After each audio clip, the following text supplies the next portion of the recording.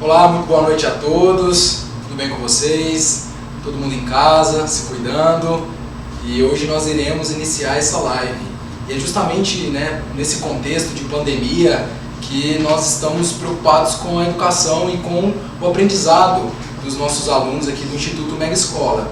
Então é justamente por isso que nós estamos aqui nessa live de hoje para tratarmos de um assunto extremamente importante e relevante, ainda mais na atual circunstância vivenciando o Covid.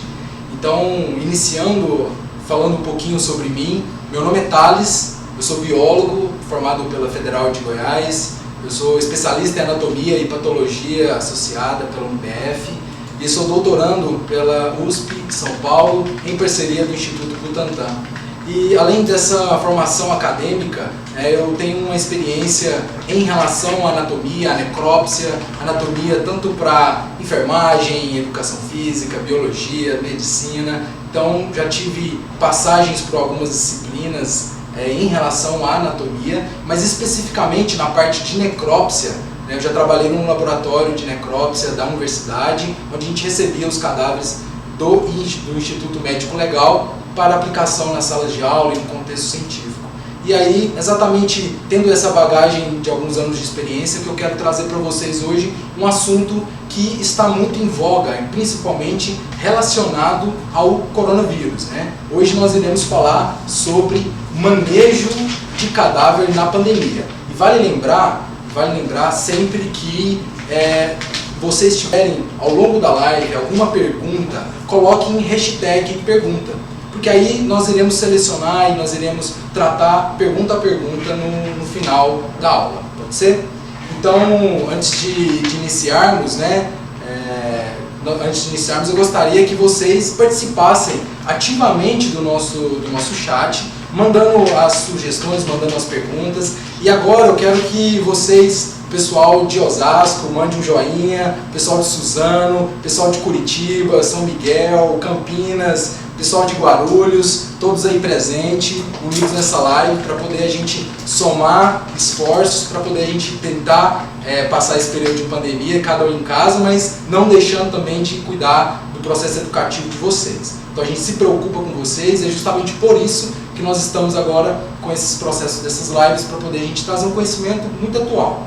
Então vai mandando o hashtag perguntas, caso você tenha alguma pergunta, e não esqueça de participar, não esqueça de colocar também qual a unidade que você está matriculado, qual a unidade que você está, tá bom? Então fique sempre conectado ao nosso chat, que nós estamos aqui preparados para atender a todos vocês, tá bom? Então nós iremos iniciar essa live justamente trazendo um termo muito atual, que é manejo de cadáver. Alguém que já ouviu falar em manejo de cadáver, já ouviu falar esse tema? É justamente um tema que iniciou há muitos e muitos anos atrás, porém agora com o coronavírus nós temos alguns detalhes mais importantes que nós iremos trabalhar nesta aula, tá bom?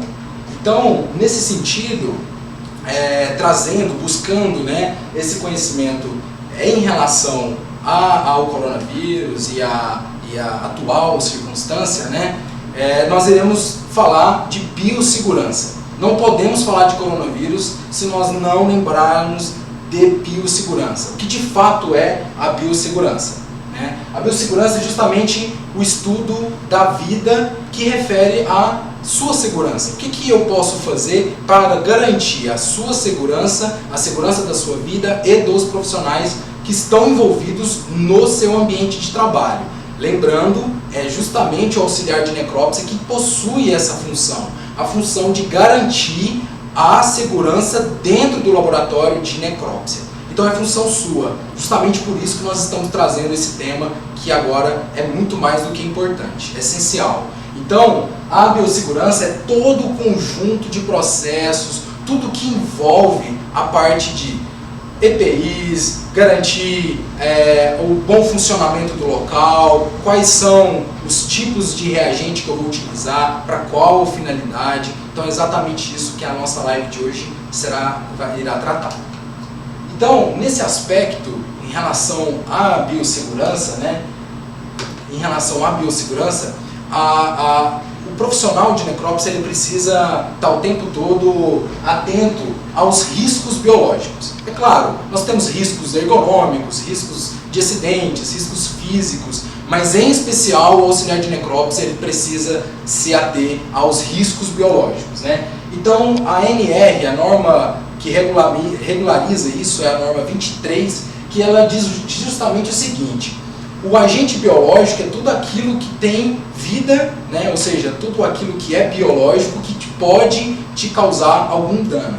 Esse dano ele pode ser muito simples, né? Esse dano ele pode simplesmente fazer com que você tenha uma diarreia, mas esse dano pode ser um dano sistêmico, envolvendo o seu corpo inteiro, provocando a morte. Então é um tema que vocês devem estar bem atentos para não cometer alguns erros, acaba que a gente às vezes no ambiente de trabalho, a gente acaba fazendo muita coisa todo dia e essa rotina acaba fazendo com que a gente não use luva em algum procedimento e tudo mais.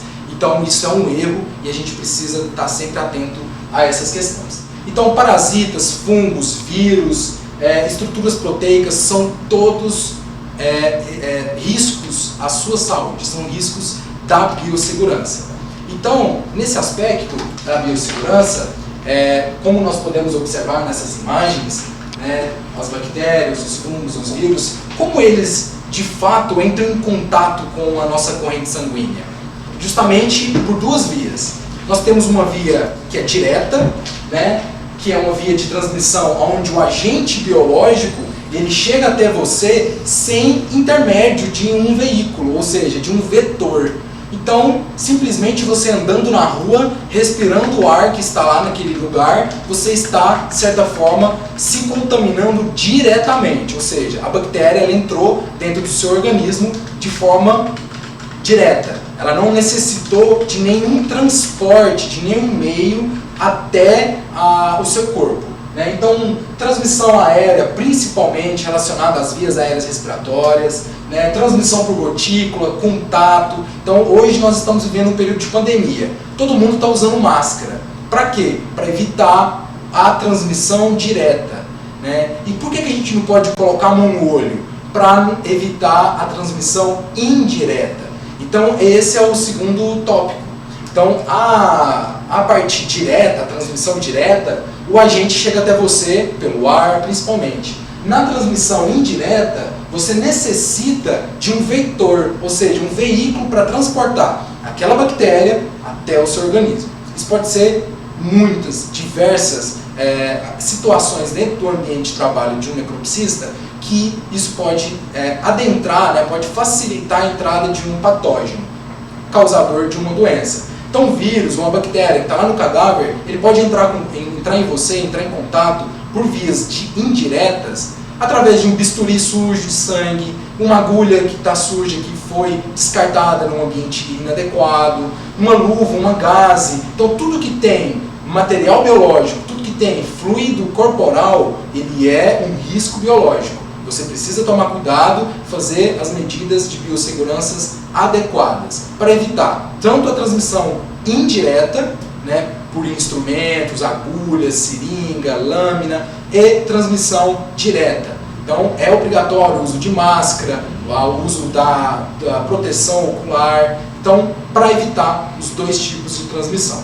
Portanto, em relação à biossegurança, as precauções padrões, né, elas são muito rigorosas, que é justamente você adotar medidas para que o seu procedimento possa ser o mais seguro possível, né? Isso reduzindo a quantidade de patógeno naquele ambiente. Essa redução pode ser por limpeza, pode ser por esterilização, pode ser por inúmeros fatores. O que vocês devem estar atentos é justamente diminuir carga viral, diminuir carga de bactéria, diminuir fungo, e para isso nós vamos falar nessa live quais serão os métodos que vocês vão utilizar. Portanto, fluidos corporais, sangue, excreções, todo e qualquer tipo de material biológico, ele é um risco, e para cada um desses riscos você tem uma norma a ser seguida. Então nós vamos falar um pouquinho disso ao longo da live. Então, em relação aos níveis de biossegurança, nós temos 3 classificações. Na verdade são 4, mas hoje eu trouxe para vocês justamente aquelas que vocês irão de fato cuidar, tratar e vocês vão precisar ter essa atenção. O primeiro nível de biossegurança é o biossegurança 1, é um nível básico. Aqui o organismo ele não vai provocar em você uma doença, ele não vai provocar em você algo tão grave assim. É um nível de biossegurança um pouco mais leve, né? Claro, aqui nesse contexto de biossegurança de nível 1, é por exemplo uma sala de aula, né, onde você tem inúmeros alunos aglomerados no mesmo local e aí você tem compartilhamento, né, a fala, a conversa, a troca de substâncias que podem ter esses agentes biológicos, né? Então nesse caso, simplesmente lavar as mãos já funciona. No nível de biossegurança 2, esse aspecto já muda. Lavar as mãos simplesmente não vai ajudar tanto assim. Você vai precisar utilizar um equipamento de proteção individual, que nós comumente chamamos de EPI. Então, você vai utilizar um EPI adequado para cada procedimento que você irá realizar. Mas o nível de segurança Bio 2 é o nível de segurança em que os patógenos, eles provocam algumas doenças. Eles, inclusive, podem levar você à morte.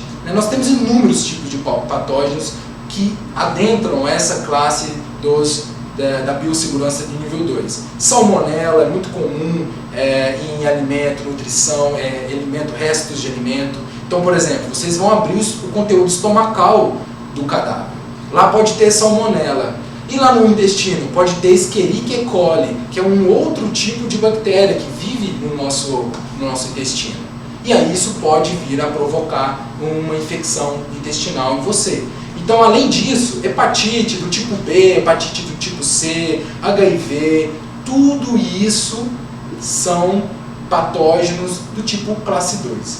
Né? Nesse caso, a biossegurança ela tem que ser rigorosa. Então, sentindo sempre o ambiente que você trabalha para identificar as possíveis locais de contaminação e aí, então, ter uma biossegurança efetiva de fato.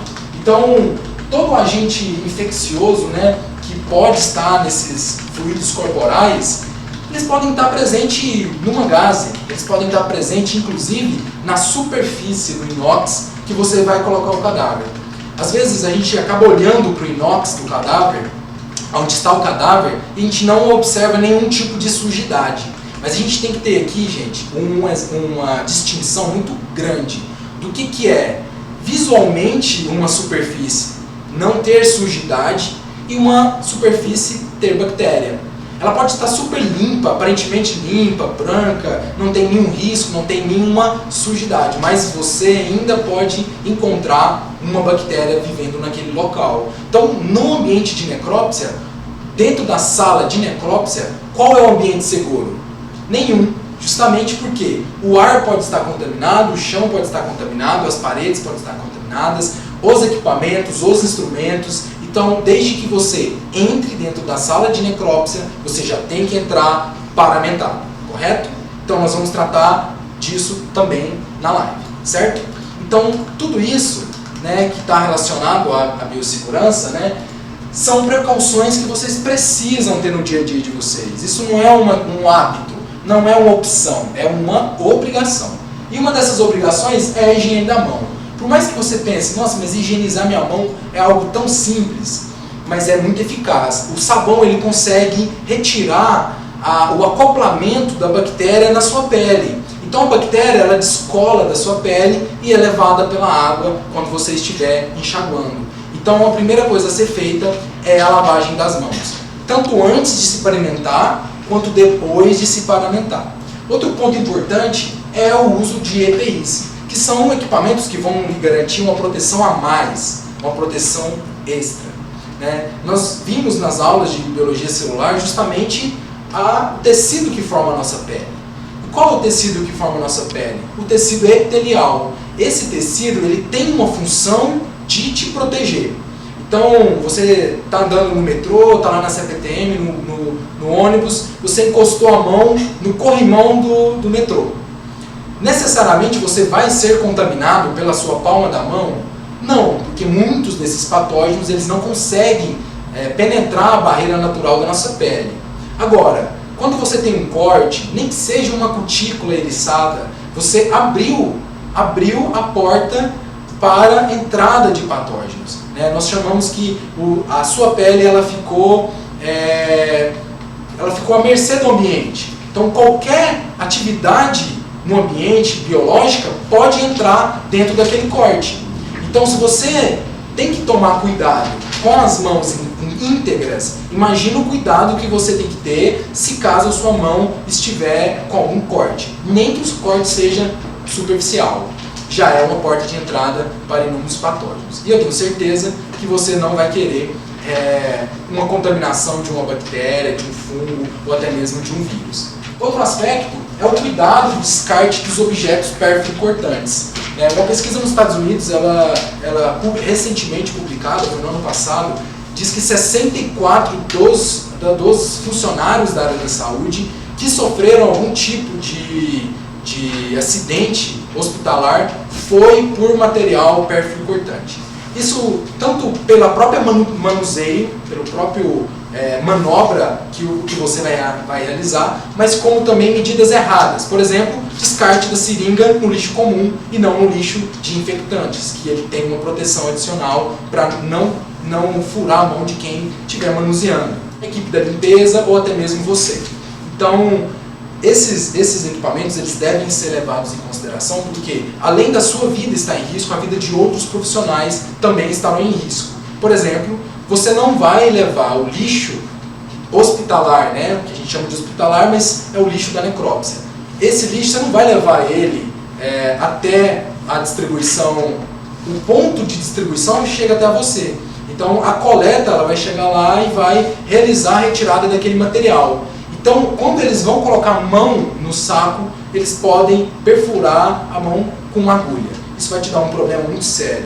Então, ninguém quer isso e para isso a gente tem que tomar essas medidas muito corretas. Então, cuidados com a roupa e equipamentos e superfícies. Então, a roupa que você está indo trabalhar não é a roupa que você vai chegar em casa. Justamente porque naquele ambiente que você está trabalhando, até mesmo o ar pode estar contaminado. Então, você precisa ter ou um uniforme a qual você utilizará somente dentro da unidade e ele será lavado dentro da unidade, estabelecendo os protocolos de segurança, ou então você vai com uma roupa, chegando lá, utiliza essa roupa, troca, essa roupa ficará lá, você põe outra roupa e vai para casa. Nós temos inúmeros tipos de bactérias que podem acompanhar principalmente o nosso solado do calçado. E aí você chega em casa, anda com aquele solado, com aquele calçado sujo, e ele pode estar sujo de sangue que você estava lá lavando a necrópsia no final do dia, depois que muitos cadáveres já passou pela sua mão.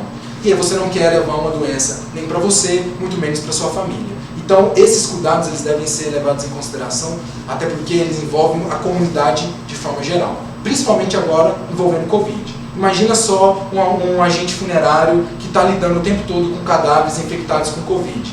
Essa pessoa, esse funcionário, é um foco de transmissão se ele não estiver se cuidando adequadamente. Porque imagina, um funcionário que está trabalhando com um cadáver infectado com Covid.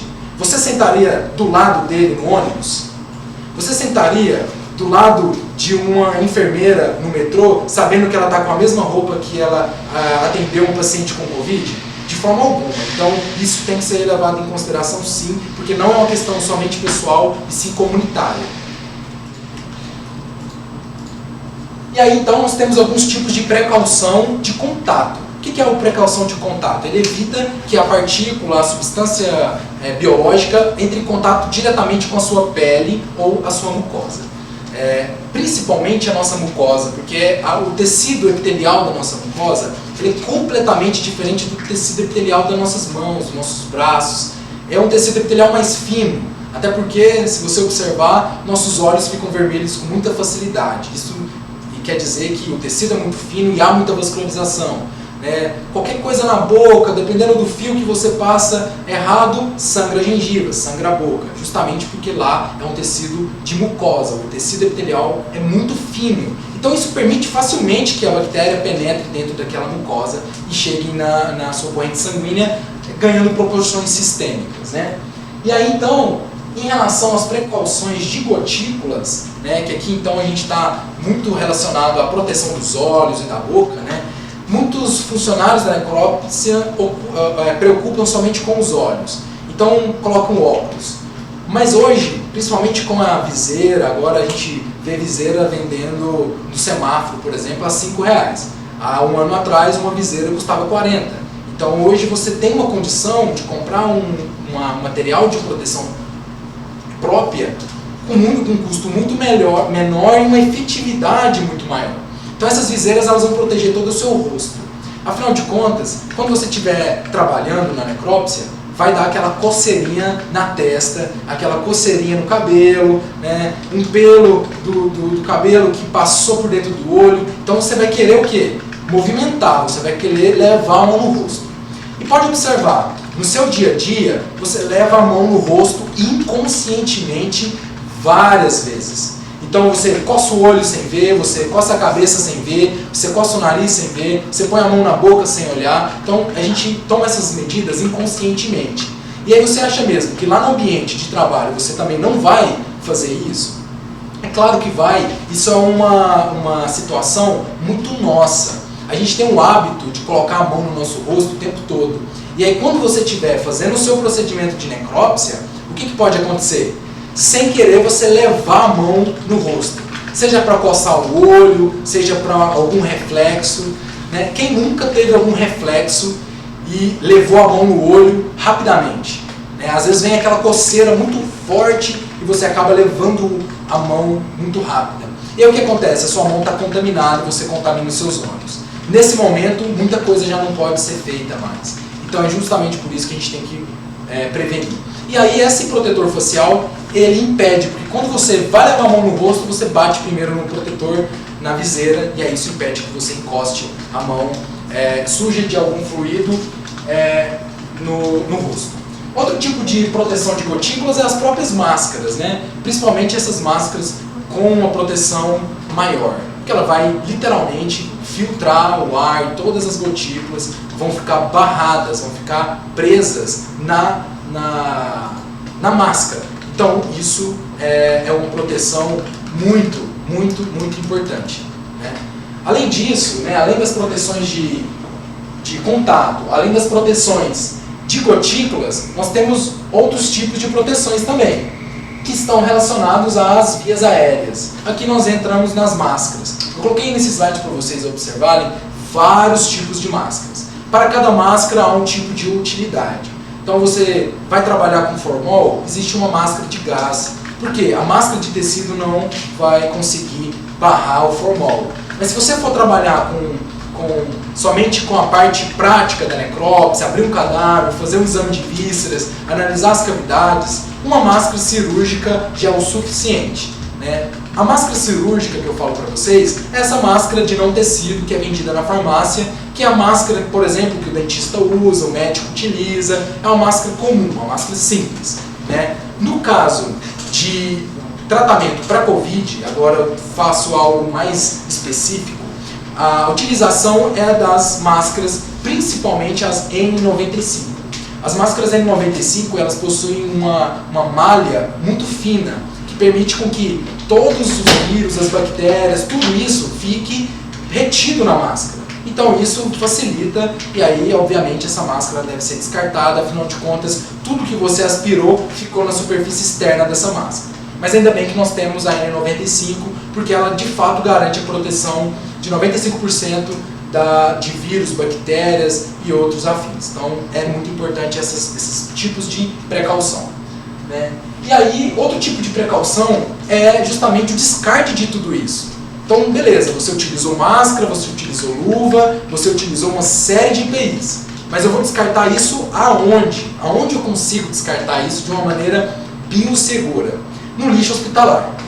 O lixo hospitalar ele é um lixo para fluidos corporais, materiais, então desde gases, panos, linhas, algodões, tudo que está sujo com algum tipo de fluido corporal, né? Então tudo isso é para evitar que aquelas bactérias que estão ali, por exemplo, se espalhem no ar. Imagina só você trabalhando dentro de um necrotério e aí você está abrindo o cadáver e tem um ventilador em cima do cadáver. Esse ventilador ele vai provocar uma coisa chamada aerossol. Então a bactéria que estava lá presa, fixa ao cadáver, ela pode se desprender do cadáver e aí ela ficar no ar. Então é justamente por isso que nós precisamos ter a máscara, principalmente no contexto de Covid, a N95. Nesse caso, né, tudo que você utilizou, gaze, os papéis, toalha que você utilizou para secar o cadáver, tudo, exatamente tudo que entrou em contato com algum material biológico, ele deve ser descartado nesse lixo hospitalar. Como que eu sei que algum tipo de material está contaminado? Eu nunca sei. Então, justamente por eu nunca saber, porque eu não consigo, né, eu não tenho um microscópio, eu imagino que ninguém tenha, né, um microscópio no olho. Então a gente não consegue identificar a bactéria em lugar nenhum. Então tudo que encostou, que chegou perto, que entrou dentro da sala de necrópsia, ele deve ser descartado. Tá ótimo? Tá beleza? Então assim, nesse caso, nessa imagem, olha o que vocês observam. Vocês observam uma luva, várias luvas, você observa vários materiais que estão num lixo comum. O que acontece? Essas pessoas estão colocando no lixo comum um lixo infectante. E o que pode ocorrer? Ocorrer que o lixo comum, quem faz a manutenção dele? A parte da limpeza da instituição. Agora, o lixo biológico não é a parte da limpeza da instituição, é uma parte especializada. Eles têm equipamentos especializados, roupas especializadas. Então, se você errou o lixo, você está expondo o funcionário da limpeza ao material biológico. Correto? E aí, em relação aos outros tipos de riscos, né? Aqui eu entro no risco do grupo que nós chamamos de grupo B, que ele deixa de ser o grupo de risco biológico, ele passa a ser um risco químico. A gente também possui esses tipos de riscos, a gente trabalha com diversas substâncias químicas, uma delas o formol. Então, aqueles equipamentos de proteção individual que eu falei para vocês, que estão relacionados contra vírus, bactérias, protozoários e tudo mais, eles também nos ajudam a proteger das contaminações químicas. Então, por exemplo, se você estiver usando máscara e estiver utilizando óculos, e se acontecer de vir um formol no seu rosto, a sua mucosa estará protegida. Então, tanto vai ser protegida a parte biológica, quanto também será protegida a parte química, né? A parte química das substâncias que vocês vão estar utilizando. E o grupo E, que é o grupo mais complexo ainda, é dos materiais pérfidos cortantes. Nessa imagem vocês conseguem observar justamente isso. Uma agulha que aparentemente, né, está limpa, né, se a gente observar na haste, ou seja, no corpo da agulha. Mas olha só, por dentro da agulha a gente consegue observar uma alta quantidade de sangue. Esse sangue tem material de vírus, bactérias, protozoários, e aí você pode se contaminar. Ah, mas foi só uma picadinha, foi só um furinho, nem sangrou direito. Se houve um acidente, você tem que passar por todos os protocolos de biossegurança, e aí você será encaminhado, obviamente, por um virologista ou então um infectologista. Ele avaliará o estado da sua saúde, passará todos os exames necessários e você também tomará toda a medicação profilática para prevenir que você desenvolva alguma doença. Um exemplo claro disso, né? Como eu sei que o paciente, né, que o cadáver, né, a pessoa que você está manipulando, ela é HIV positivo? Eu não tenho como saber, não tem como olhar para ela e saber se ela é ou não HIV positivo. Então, num caso de um acidente desse, é importante você relatar. Isso eu estou falando porque acontece e aconteceu já várias vezes, inclusive no meu ambiente de trabalho, onde as pessoas elas se machucavam, elas sofriam acidentes, mas elas tinham medo de reportar. Medo de reportar por tomar alguma advertência por tomar algumas outras medidas administrativas, e aí ela ficava na dela, ela não falava e deixava aquilo para lá. Mas é justamente esse deixar para lá que as coisas podem ficar ainda piores com o passar do tempo. Por exemplo, o próprio HIV. Então, se você teve uma exposição, se você teve um tipo de ferimento, nem que seja mínimo, nossa, caiu a pontinha da agulha no meu pé, você tem que passar pelo protocolo, você vai tomar por um mês, né, no caso do HIV especificamente, né, você vai tomar por um mês a PEP, que é a pós-exposição ao patógeno para HIV. Você vai tomar 30 dias e vai fazer toda a sorologia para acompanhar. Então, é de graça e o tratamento existe. Então, basta você realmente ter um bom senso profissional para avisar a equipe de segurança do trabalho da instituição que você sofreu um acidente e que você deve ser consultado por um médico. Correto? Nunca deixe de avisar.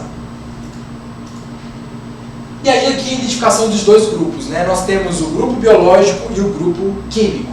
O risco químico ele sempre está associado à caveira e sempre está associado a esse ar mais sombrio, né? Justamente porque a parte química talvez seja uma das contaminações que mais pode levar rapidamente à morte de um indivíduo. Então, eles definiram que o símbolo para os riscos químicos é a caveira e o símbolo para risco biológico é essa circunferência com algumas hastes, justamente demonstrando, né, tentando mostrar para você que pode ser um patógeno, pode ter contaminações, ok? Então, sempre que vocês observarem essas duas imagens, saibam do que elas estão tratando, certo? Nesse sentido, em relação ainda à biossegurança, nós temos os tipos de descarte. O que é o descarte adequado? É você pegar uma gaze e saber para onde ela tem que ir. Pegar uma agulha e saber para onde ela tem que ir. O lixo que vai receber a gaze é diferente do lixo que vai receber a agulha, porque são lixos diferentes. Então você precisa colocar em locais diferentes. Então vamos lá. Quando o lixo é tecido, papel, né, alguma coisa que sujou de sangue, algum material, algum plástico, tudo isso vai para o lixo infectante, que é esse saco branco que vocês estão observando na imagem aí para vocês. Esse saco branco ele armazena inclusive restos mortais, ou seja, o restante do coração, o restante às vezes de um pedaço de um órgão que você tirou, tudo isso vai para esses lixos. Posteriormente eles serão tratados devidamente, incinerados e tudo mais. Então, você colocando dentro desse saco, ele tem uma vedação extrema, então não vai sair, não vai vazar, não vai pingar, não vai cair uma gotinha, nem nada. Ele vai literalmente vedar 100% aquele lixo. E aí que tem uma questão que vocês precisam estar muito atentos. Cada lixo despachado para a equipe de coleta, ele vai o seu nome, ele vai a sua identificação. Então, quando eles chegarem, né, o lixo chegou lá na empresa que coletou o material, eles vão abrir aquele saco, eles vão olhar, analisar aquele material, e aí imagina só, eles encontram uma agulha dentro de um saco e tem seu nome. Obviamente que eles vão entrar em contato com você para perguntar o que aconteceu, por que houve esse erro, e para não repetir. Muitas vezes há até punições, penalidades em relação a isso, principalmente quando há acidentes, né? As pessoas elas podem acidentar facilmente. É mais comum do que a gente imagina. Então, temos que tomar cuidado.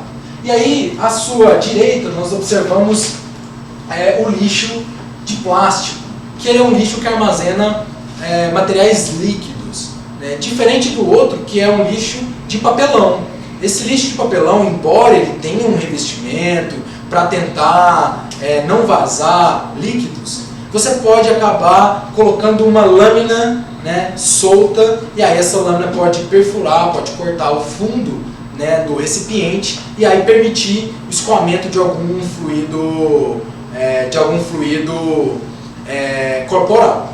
Então, assim, se o material biológico, ainda mais agora, com as contaminações envolvidas no coronavírus, se esse material biológico ele é um material papel, toalha, um material mais não tão molhado, não tão encharcado, você coloca no saco.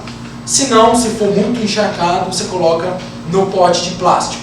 Se ele for perfurante e ainda tiver sangue dentro, por exemplo, essa imagem, vocês observam a seringa, ela está com sangue e ele está adequadamente colocando a seringa dentro do pote, justamente porque se acontecer algum vazamento, aquele sangue vai ficar lá dentro, porque é plástico, não vai vazar.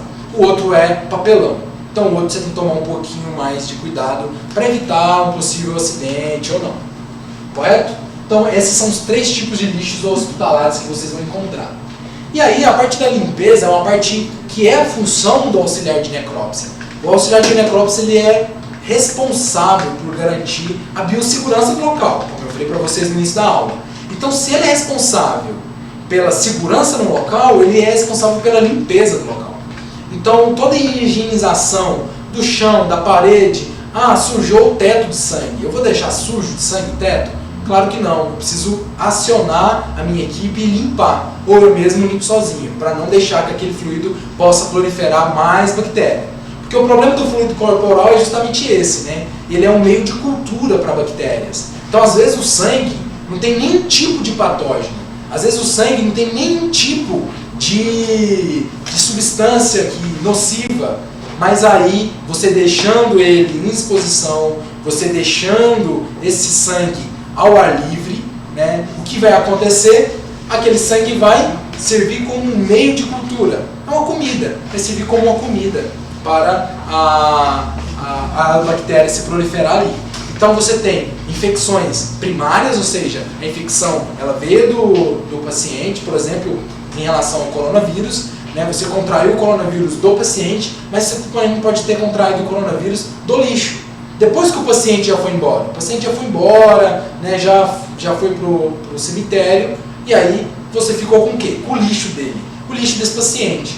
Então, se você deixar esse lixo aberto, como eu falei no início da aula, vai criar aerossol. Aquele vírus pode sair, pode entrar no ar, você pode respirar ele. Tá vendo que tudo é complexo, mas tudo funciona se você fizer todo esse passo a passo de biossegurança que eu estou falando para vocês.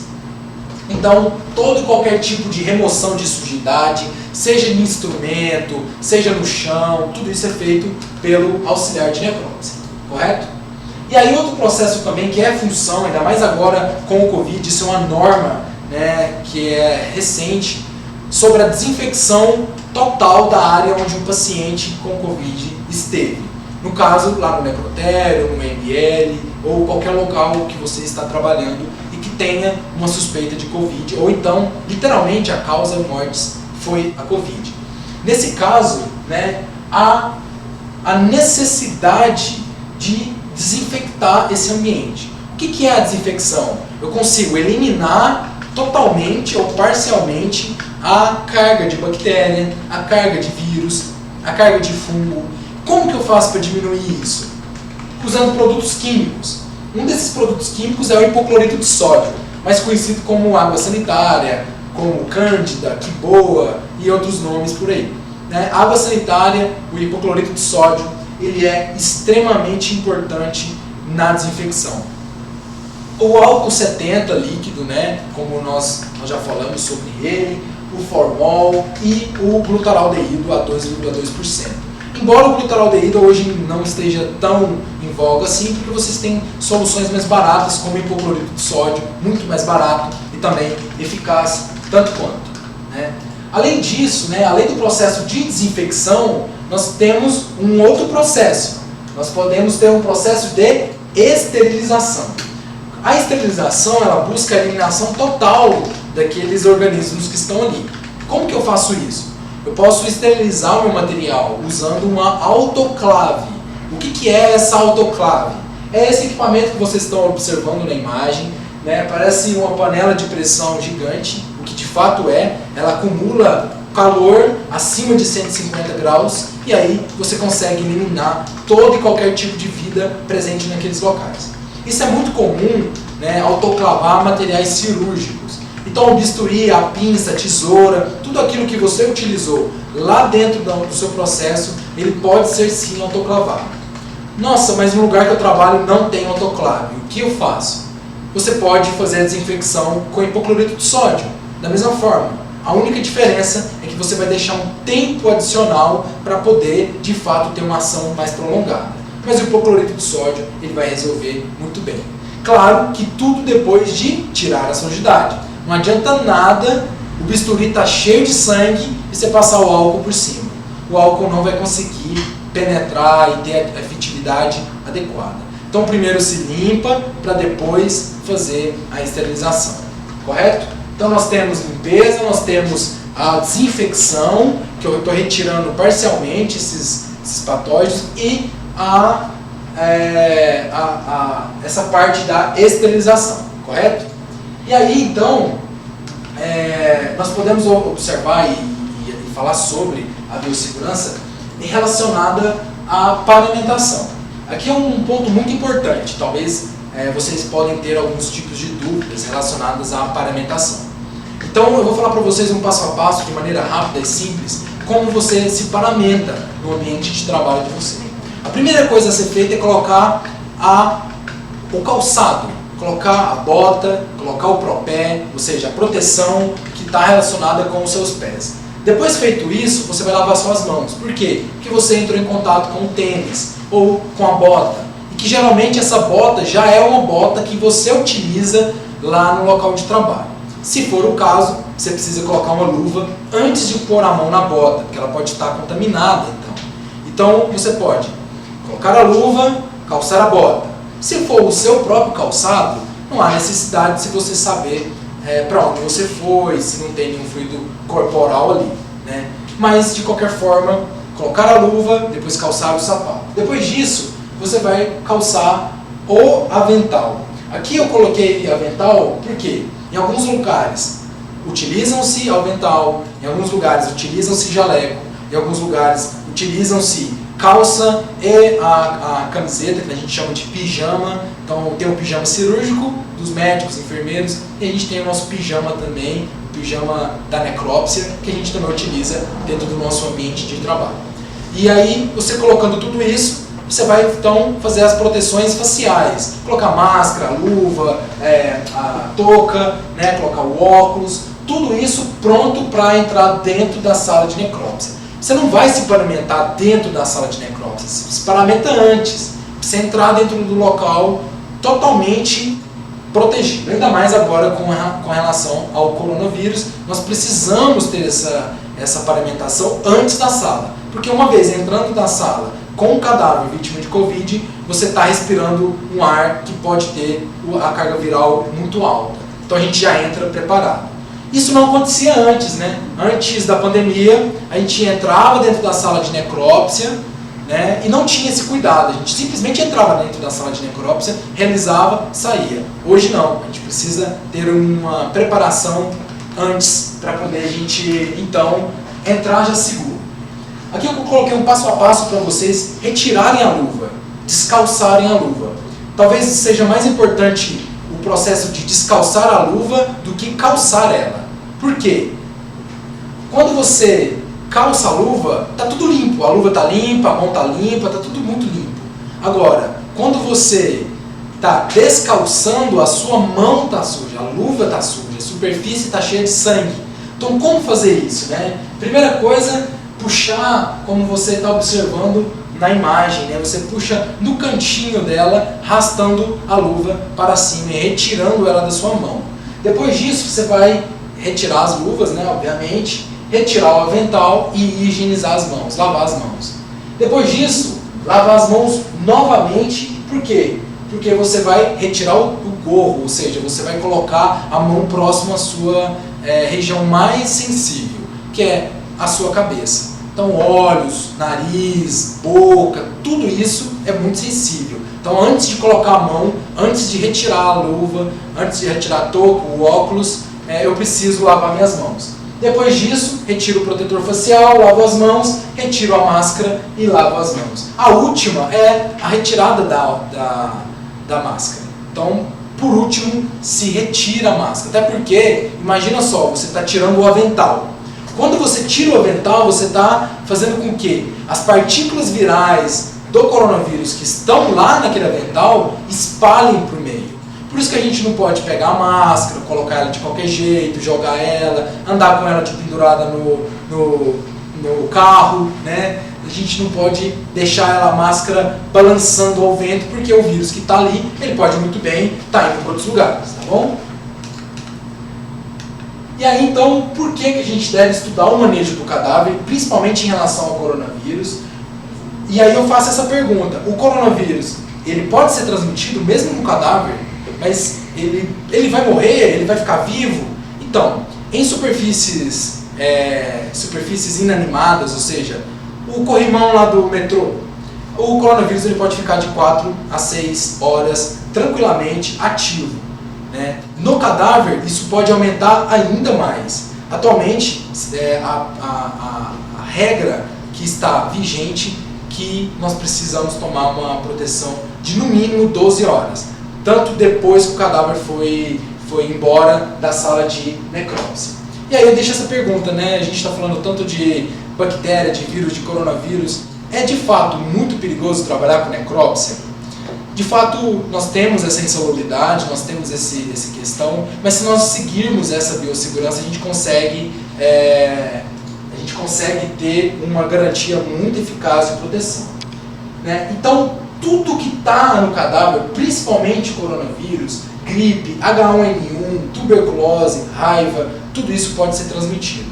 Até mesmo alguns tipos de doenças sexualmente transmissíveis. Mesmo que você não vá fazer absolutamente nada ao cadáver, mas só o fato de você encostar para fazer o exame na pelve, para fazer os exames na cavidade da genitália, tanto masculina quanto feminina, se você não tiver a proteção, por exemplo, alguns gonococos que vão causar algumas infecções como gonorreia, eles podem viver lá dentro do cadáver até 7 horas. Então imagine um cadáver fresco que acabou de falecer, ele pode ter muito vírus, muita bactéria, extremamente vivo e ativo, pronto, esperando você dar uma bobeira, deixar de usar a luva e a máscara, e aí isso pode acometer, por exemplo, os seus olhos, né? Por exemplo, a Staphylococcus aureus, causando pneumonia severa, uma pneumonia muito complicada de ser tratada, e é muito comum, muito idoso, muitas pessoas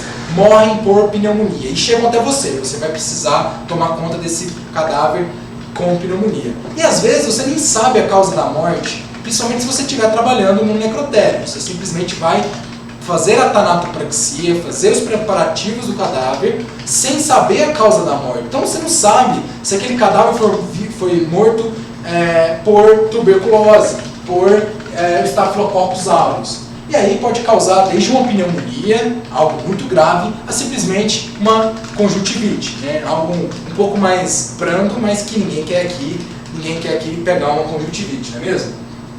Outro tipo muito comum é os micobactérios, são bactérias muito pequenas, prions, que estão totalmente relacionados à infecção cerebral, por exemplo, né? Como vocês podem observar na imagem, essas setinhas brancas, né, elas indicam a destruição do tecido cerebral, né? Então, essa destruição do tecido cerebral é causada por esses prions, né, que acabam fazendo essas encefalopatias e provocando doenças seríssimas. Além, claro, a hepatite B, C e outros patógenos e o coronavírus. Então agora é o momento de vocês realmente tomar proteções mais severas em relação a isso, correto? E aí então nós partimos para os tipos de proteção. Aqui eu vou falar um pouquinho do etanol que a gente utiliza como álcool 70, né? Então o álcool ele consegue romper a membrana do vírus, a membrana da bactéria e do fungo. Então ele neutraliza, ele mata, ele acaba penetrando. Mas o álcool ele precisa ser 70%? Sim. Fizeram inúmeros estudos e eles comprovaram que o álcool 70 é o álcool que tem a maior abrangência para matar os micro-organismos. Ah, mas por que eu não uso então o álcool 100%? Ele vai ser mais forte, mais eficaz. Pelo contrário, eles viram que o álcool, quanto mais próximo de 100, menos eficaz é. Porque ele não consegue penetrar dentro da célula, porque ele não tem água, ele precisa da água para carregar o álcool para dentro da célula. E o álcool 70%, ele tem 30% de água. 30% de água, 70% de álcool, correto? Isso é ideal. Tome cuidado com o álcool gel vendido por aí, que muitas vezes você está simplesmente passando água com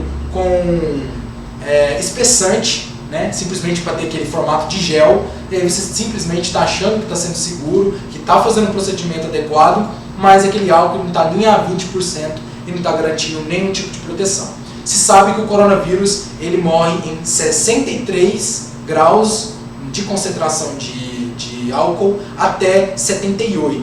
Então o álcool 70 ele está no meio termo e ele consegue de fato matar e matar muito bem. Ele é um virucida. Então o álcool 70 é muito utilizado para esse tipo de desinfecção.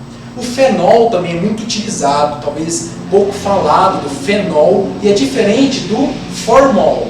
Né? O formol também é bactericida, mas especificamente ele possui um cheiro um pouco desagradável, então a gente acaba optando pelo fenol. Né? O fenol ele tem uma inativação muito rápida das bactérias, dos vírus, de tudo aquilo que pode causar um problema. Ele destrói a membrana plasmática da bactéria, acabando fazendo com que ela morra e você não vai ter nenhum tipo dessas infecções. Correto? A descontaminação, né, por hidróxido de sódio, né, ou soda cáustica, ela também é comum em baixas concentrações. Né? Inclusive, nós utilizamos esse tipo de descontaminação para bisturi, lâmina, porque a gente coloca em baixa concentração, não vai corroer o material, né, e vai ter uma esterilidade muito alta. Vale ressaltar que o hidróxido de sódio ele consegue eliminar DNA, então ele destrói o DNA. Então imagina só, você está utilizando uma pinça para coletar um material a qual o juiz determinou que você identifique DNA, por exemplo, no braço, debaixo da unha daquele cadáver. Aí imagina só você pegando uma pinça que foi utilizada em outro cadáver, que pode ter resquício de DNA daquele cadáver, e aí você está utilizando para retirar aquele material. Imagina só, chegar lá para o juiz que o DNA de quem matou a pessoa X já morreu há um ano atrás. Porque você está utilizando uma pinça que estava jogada lá, suja de sangue, né? E aí você está utilizando um material biológico. Sem contar que a gente acaba manipulando o nosso equipamento cirúrgico com as próprias mãos, sem luva. E aí você está colocando o seu DNA no bisturi, o seu DNA na pinça, e aí você está coletando o DNA que é para identificar quem matou a pessoa. E aí vai sair lá o DNA de você. Então, ninguém quer passar por isso. Então, essas precauções, elas são necessárias. Correto? E aí, uma forma muito rápida, inclusive isso é uma dica para vocês em casa fazerem para se proteger do coronavírus, que é a solução de 50 ml, ou seja, um copinho de café, né, um copinho de café de água sanitária num litro de água. Então, você agita, armazena essa água, né, com esses 50 ml de água sanitária, é excelente para sanitizar a sola do seu sapato, para sanitizar o chão, lavar o banheiro, lavar tudo, lavar a máscara inclusive, lembrando-se sempre disso, lavar a máscara, não com somente água e sabão, mas utilizar um produto químico, um álcool, ou utilizar também água sanitária nessa concentração. Se você tem algum equipamento muito sujo, incrustado lá no laboratório, cheio de sangue, um sangue seco, a gente acaba optando por dobrar a quantidade de água sanitária. Então a gente coloca 100 ml de água sanitária, né, para 1 litro de água, certo? E aí então, eu deixo essa pergunta para vocês pensarem em casa. Será que existe de fato uma desinfecção perfeita? Será que eu consigo eliminar 100% bactérias, fungos, vírus de um determinado local lá no ambiente de trabalho de vocês? Então, gente, infelizmente isso é impossível. Eu não consigo esterilizar 100% do meu ambiente. Não tem como, não tem lógica, não tem nenhum tipo de ferramenta que eu possa utilizar para poder esterilizar o ambiente inteiro. Não tem como eu autoclavar a sala de necrópsia. Já pensou? Colocar a sua sala de necrópsia dentro de um autoclave? Impossível, né? Então, nós não conseguimos fazer essa desinfecção completa. Justamente por isso que nós, mesmo desinfectando, a gente precisa usar os nossos EPIs, correto? Fazendo a desinfecção e também, claro, utilizando os EPIs. E aqui, o manejo de cadáver, publicado em 2020, é um manejo, uma norma técnica, né, da vigilância sanitária, que nos fala justamente algumas questões que nós precisamos tomar em relação ao coronavírus, né? Então, quando a pessoa morre por Covid, né, como o Covid ele é um material biológico de classe 3, ele é extremamente contagioso e infeccioso, o cadáver, quando ele recebe o diagnóstico de Covid, ele é embalado e colocado sobre o saco preto Covid. Pessoa faleceu por Covid. Então, isso é muito importante. A sua função vai ser identificar isso. Por quê? Esse cadáver ele vai ser levado para o necrotério, para colocar dentro do caixão. Ah, mas o caixão não é fechado? É fechado, mas ele foi levado para o necrotério. E aí, lá no necrotério, eles vão colocar dentro do caixão, vão lacrar ele. E aí, como que o agente funerário sabe que aquele cadáver tem Covid ou não? Impossível ele olhando pelo saco, impossível ele olhar e saber que está com Covid ou não. Então, deve-se colocar o nome. Cadáver infectado com Covid, ou cadáver diagnosticado com Covid. E aí então, além de tudo isso, né, a gente pode observar, quem já foi em algum velório antes da pandemia sabe que o coveiro trabalhava com o uniforme do cemitério, um uniforme padrão, e hoje vocês observam na televisão todos os coveiros utilizando máscara, touca, utilizando macacão. Isso é uma norma da vigilância sanitária. Até porque só o simples fato de manusear o caixão você pode se contaminar. Por quê? Há contaminações cruzadas. Imagina só, se a pessoa sem querer estava com a mão suja, encostou no plástico que está por fora do saco preto, que está o caixão, né, que está o corpo. Aí mandou para a funerária vai lá, o cara está sem luva, pega naquele saco, coloca dentro do caixão. Ele se contaminou, ele contaminou a mão dele. E aí ele vai pegar na alça do caixão. E o familiar vai pegar na alça do caixão. Ou às vezes vai ficar próximo. Então você pode estar levando essa contaminação adiante. Correto? Então tudo isso deve ser muito bem cuidado. Em relação ao Covid, o que está acontecendo agora é que alguns cadáveres eles ainda aparecem, pasmem, mas eles ainda aparecem com tubos, com catéteres, com materiais que estavam neles lá no hospital. Às vezes o hospital não teve o trabalho de tirar todos esses equipamentos do corpo e aí isso acaba chegando lá para você. Esse é um risco, um dos maiores riscos, porque a carga viral desses equipamentos, de um catéter, por exemplo, ou de um tubo de respirador, é altíssima. Então vocês precisam tomar cuidado se caso chegar para vocês esse tipo de material. E aí, tudo que você utilizou, exatamente tudo que você utilizou do cadáver com Covid, ele tem que ser autoclavado. Totalmente autoclavado, o álcool 70 nesse caso não é recomendado, justamente porque às vezes o álcool às vezes ele não está a 70%, então por a gente não saber, ele deve ser autoclavado. Todo o material ele é separado, jogado fora, colocado dentro de um saco e escrito material infectado com coronavírus. Por quê? A pessoa da limpeza ela vai saber que aquele saco ele pode estar externamente contaminado. Uma determinação da vigilância sanitária agora é que todo o cadáver com coronavírus, quando ele chegar no necrotério, ele deve ser esterilizado externamente com uma solução de água sanitária.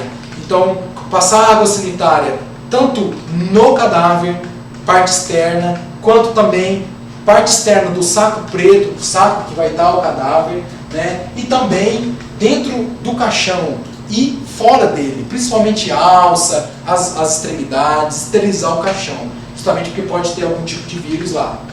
Então a Anvisa ela determina a utilização do álcool 70 não no material cirúrgico, mas no caixão, por exemplo, água sanitária, e tudo isso identificado, como essa imagem que vocês estão observando, o saco preto sendo revestido do cadáver e um papel, e esse papel ele vai estar escrito que o cadáver ele tem Covid. Tudo isso, gente, é para segurança de vocês. Agora, com base em tudo isso que a gente falou, com base em tudo isso que a gente está comentando sobre coronavírus, sobre biossegurança, sobre tudo que envolve os riscos da sua saúde, eu peço que quem tiver dúvidas e quiser comentar, quiser mandar uma pergunta, só colocar a hashtag perguntas que nós estamos selecionando e nós iremos dar um intervalo de 10 minutos e nesse tempo você toma água, você digita a sua pergunta e aí a gente volta daqui 10 minutos para responder cada uma das perguntas de vocês, tá bom? Vejo vocês daqui 10 minutos, hein? Não saiam daí. eu vou responder para vocês aqui agora, tá bom? Se for surgindo alguma pergunta, ainda pode ir enviando que a gente vai coletar, tá certo? A primeira pergunta é da Ana Sibeli. Ela disse: boa noite, professor. Para proteção, existe um material específico para luvas? Porque existem vários. Boa noite, Sibeli. Tudo bem? Como é que você está? Então, existem dois tipos básicos de luva. Nós temos luvas de látex e nós temos luvas de vinil. São luvas comumente encontradas nas farmácias. O látex, ele tem uma proteção muito inferior à do vinil, principalmente em relação a produtos químicos. O vinil ele suporta mais produtos químicos. Tanto é que se você for no cabeleireiro, o profissional ele estará utilizando uma luva de vinil, se ele for fazer um procedimento que envolva produtos químicos. Então, o vinil ele é inclusive um pouquinho mais espesso e ele é melhor sim. Agora um detalhe importante, o álcool em cima da luva, eu pegar a luva, esborrifar álcool em cima da luva, o que acontece? Se você hoje tem um vidrinho de álcool na sua casa, você vai fazer esse teste, hein? Você vai pingar álcool, vai esborrifar álcool na bucha da pia da sua cozinha. E aí você vai me falar depois o que aconteceu com a bucha. Ela vai inchar, ela vai aumentar o quê? Os poros da bucha. E isso acontece também nas luvas. Então, durante o procedimento cirúrgico, procedimento de coleta de um material, o procedimento de necrópsia, nunca deve passar álcool na luva, porque abre o poro e aí você pode ter contato com as partículas virais, ou bactéria, ou fungo, e aí não vai estar te protegendo muito. O álcool não se passa em luvas de procedimento, tá bom? Próxima pergunta é da Mônica Almeida. Professor, após a morte, quanto tempo os vírus, bactérias, etc. permanecem vivos no corpo? Mônica, então, isso é bem relativo, né? Alguns estafilococos, alguns organismos que vivem no nosso intestino, eles conseguem viver mais de 48 horas, tranquilamente. Muitos deles não vão causar enfermidades, não é toda bactéria que vai causar problemas. Tanto é que você toma iogurte de manhã e tem bactéria, tem lactobacillus, é um tipo de bacilo e é uma bactéria. Queijo, tem bactéria. Cerveja, fermentação, bactéria. Vinho, cachaça. Então, nós temos bactérias boas, saudáveis, né? Nem todo tipo de bactéria intestinal é prejudicial. As do intestino elas vão viver bem. Agora, bactérias de superfície, elas morrem rapidamente. Em relação ao coronavírus, por exemplo, em superfícies inanimadas, o coronavírus ele fica de 4, 6 a 8 horas. Isso vai depender também da exposição do local, do ambiente. Então, isso tudo depende. Agora, os outros patógenos, que são uma infinidade de outros tipos de bactérias, de fungos, eles vão variar. Mas o que a gente sempre fala é o seguinte: como varia o tempo de cada organismo para morrer após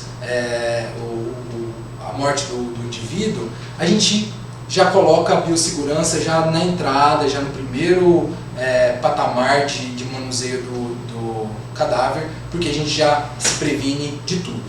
Tudo que pode estar vivo. Karen Schulli. Nos hospitais tem filtros de ar para não deixar os vírus se propagarem. Nos necrotérios não tem esse tipo de filtro? Infelizmente, os necrotérios possuem uma carência nesses tipos de proteção. Inclusive, muitos hospitais eles não têm esses filtros. Claro, outros hospitais, ainda mais hospitais da rede privada, sim, eles possuem sim um sistema de filtração. Mas nos necrotérios, infelizmente, não tem. Então é um problema sim, e vocês precisam tomar cuidado com os aerossóis, que é o que é produzido no ar. Angela Scors, ela perguntou: estes símbolos sempre vão ter em todos os produtos de risco ou somos nós que colocamos nos produtos? Isso é uma determinação da Anvisa. Então, se você observar todo e qualquer tipo de produto químico, se ele oferecer algum risco, no rótulo vai estar indicando o risco. Atenção, perigo, cuidado são palavras de advertência. Você tem símbolos que indicam se é um risco químico de nível 1, 2, 3, 4. Então você tem níveis, né? Porque não é porque é uma substância química, né, que é muito perigoso. A gente lida com substâncias químicas o tempo todo, né? E nem por isso a gente morre, né, morre com isso. Em relação à parte biológica, tudo que tem material possivelmente infectante, ele tem esse símbolo. Se algum de vocês já observaram algum caminhão de coleta de lixo infectante, tanto atrás do caminhão quanto nas laterais do caminhão, tem esse símbolo muito grande, indicando que aquele caminhão ele tem um fator de transmissão viral, bacteriana e tudo mais, que ele pode estar contaminado. Vitor Assis, o detergente enzimático resolve também? Sim, com certeza. O problema é que o detergente enzimático, Vitor, ele tem um custo muito elevado. E aí o que optamos mesmo é o detergente de limpeza doméstica. O detergente que a gente compra para poder fazer a asepsia em casa. Ele é um detergente que funciona. Como eu falei para vocês, ele consegue desgrudar, retirar sujidades e bactérias das nossas mãos. Então ele é, sim, um excelente saponificante dos ambientes. Ele sim consegue eliminar. Não matar, muitas das vezes, mas ele elimina. Angela Scorse, e quando você já usa óculos de grau, o que nós usamos? Angela, é um problema, né? Porque quem usa óculos, né, acaba não conseguindo colocar outro óculos por cima de um óculos, né? Imagina que problema que isso seria. Graças às proteções faciais, as viseiras, você pode utilizar o óculos e a viseira. Mas assim, eu inclusive já vi cirurgião fazendo cirurgia, né, apenas com o óculos pessoal. Ainda mais se o óculos tiver uma lente maior que cobre, né, uma boa parte do olho, né, então ele vai garantir sim uma proteção a respingos. Mas o óculos que eu mostrei para vocês, eles protegem inclusive nas laterais. Imagina, seu amigo está trabalhando do lado de você e aí ele faz um espirro, ele espirra, vem na lateral e encosta próximo ao olho. Então você não tem tanta garantia assim de proteção. Na dúvida, se você usa óculos, compre uma face, uma proteção facial, que vai ficar ótimo. Angela Scorse perguntou, podemos usar bicarbonato de sódio junto com a Quiboa para lavar os uniformes? Ângela, em relação ao bicarbonato, ele está muito mais atrelado a uma limpeza da sujidade, ou seja, daquilo de uma mancha, né, de algum produto ali que você deixou cair na roupa e tudo mais. O bicarbonato, ele não tem ação bactericida, então ele não vai alterar o efeito nenhum do hipoclorito. Então o bicarbonato junto com o hipoclorito é a mesma coisa do que o hipoclorito sozinho. Na dúvida, utilize só o hipoclorito. Essas soluções que a gente acaba fazendo, mistura uma substância química na outra, isso pode provocar uma reação química, libera gases e a gente acaba inalando isso, né? Quem nunca sentiu uma tontura lavando o banheiro em casa, né? Não é mesmo? Tudo graças ao ácido hipocloroso, que é a mistura da água e da água sanitária. Eles se juntam, formam um ácido hipocloroso que é volátil. Então ele sai no ar e aí a gente respira e fica um pouco zonzo quando a gente está lá fazendo a limpeza. Então não é bom ficar misturando muitas coisas não. Tá bom. Mais uma da Karen Chulin. Quando um corpo sai do hospital, ele já sai com o laudo do médico, dizendo o que ele tem. É necessário realizar mais algum procedimento?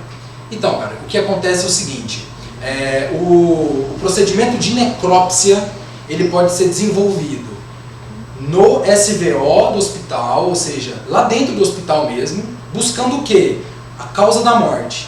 Ou ele pode, então, ser realizado no IML, no Instituto Médico Legal, que ele não quer saber a causa da morte, porque eles já sabem a causa da morte. Eles querem saber o quê?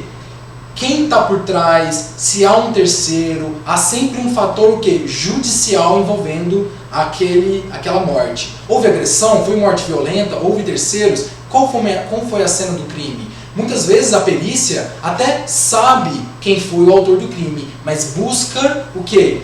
Qualificações desse crime. Foi uma morte com apenas um tiro ou foi 15 tiros, 10 facadas, amarrou a pessoa, entendeu? Tudo isso agrava a qualificação penal desse sujeito, então a perícia busca isso. Do hospital, se a pessoa morreu dentro do hospital com assistência médica, o laudo ele é feito lá dentro do hospital. Leila Santiago, boa noite. Em caso de contaminação na hora do procedimento com o cadáver com o vírus, quais os procedimentos a serem tomados? Até porque acredito que o vírus não se manifesta rápido. Leila, boa noite, tudo bem? Então, exatamente isso, o vírus ele não vai se manifestar rápido, na verdade em nenhum tipo de micro-organismo. A gente chama de janela imunológica, que é o tempo de ação que aquele micro-organismo tem para ativar o seu sistema imunológico e para aparecer algum sintoma. Em relação ao que você falou de vírus, né, a bactéria, fungo, aí é um universo muito vasto, né? Você tem protocolos para cada tipo de exposição. Por exemplo, exposição a HIV é um vírus. Você tem protocolos, ou seja, qual é o protocolo? Você vai tomar 30 dias, né, a PEP, que é após exposição ao patógeno, você toma esses 30 dias, que é o coquetel anti-HIV, um antiviral, e aí você vai fazer o acompanhamento sorológico, né, antes de tomar e depois até 3 meses. E aí, no caso do coronavírus, infelizmente nós não temos absolutamente nenhuma profilaxia. Furou o dedo, a agulha estava contaminada com o paciente com coronavírus, infelizmente nós não temos um tratamento profilático. O que é um tratamento profilático? Tratamento profilático é um medicamento que você utiliza para garantir uma prevenção. Então nós temos medicamentos curativos, que eles vão curar você. Nós temos medicamentos paliativos, que eles vão tirar o seu sintoma. Por exemplo, aquela dipirona que você toma quando você está com dor de cabeça. Ele está tirando o sintoma e não o problema da dor. Continua lá. Na hora que o efeito passar, você vai sentir dor de novo. Não é assim que funciona? E aí você tem um outro tipo de medicamento, que é um medicamento profilático. A vacina. A vacina é um tipo desses medicamentos profiláticos. Ele vai garantir com que você tenha proteção depois da exposição. Para que todo mundo quer tomar vacina? Quando tiver exposição com o coronavírus, não contrai a doença. Então, nesse caso, o coronavírus, né, agora, na atual circunstância que nós vivemos, né, onde nós não temos acesso às vacinas com tanta facilidade, não há nenhum tipo de profilaxia. Então, simplesmente, você vai esperar os sintomas. Uma coisa que vale ressaltar relacionado a essa pergunta, porque é uma pergunta de fato interessante. Por quê?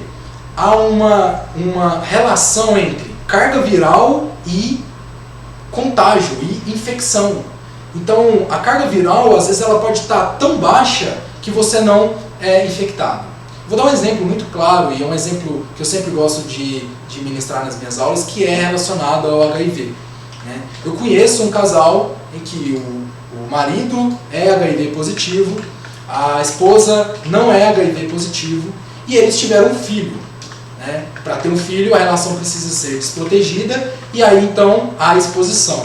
Mesmo com a exposição, a pessoa, a mulher, ela não adquiriu HIV, justamente porque o marido tinha a carga viral indetectada, muito baixa, porque tomava o retroviral já há alguns anos. Então isso acontece. Então, caiu uma agulha no meu dedo, furou. No caso, se a pessoa estiver viva, o paciente ele será levado para fazer os exames, caso ele permita. Né? Tem isso também.